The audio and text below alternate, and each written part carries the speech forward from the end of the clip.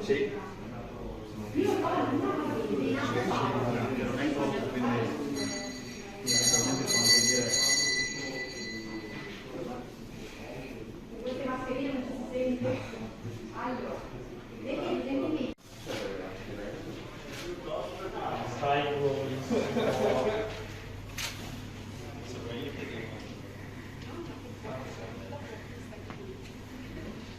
Grazie di essere venuto.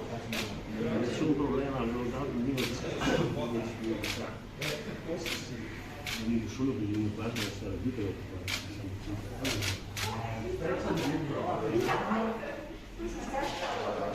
Dove prendo il sandwich?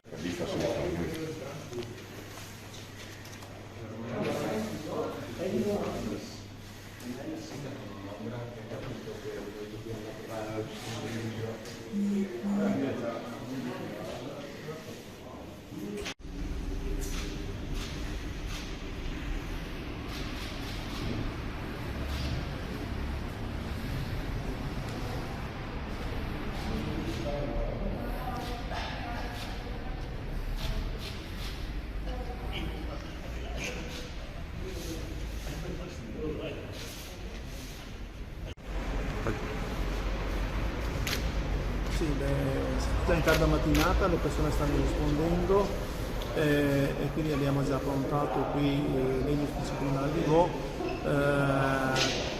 tre postazioni per fare tamponi e serologico ai 160 positivi.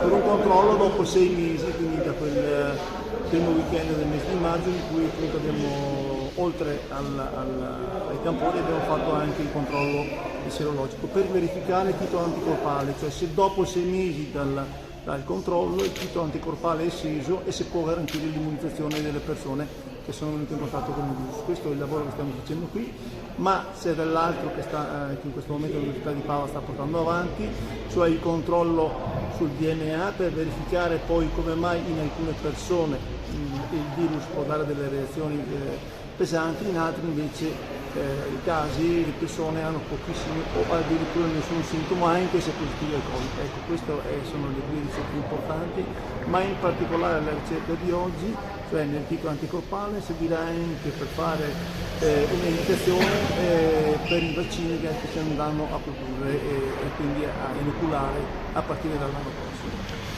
Come negli altri giri di monitoraggio, Vo sta rispondendo pienamente a questa esigenza.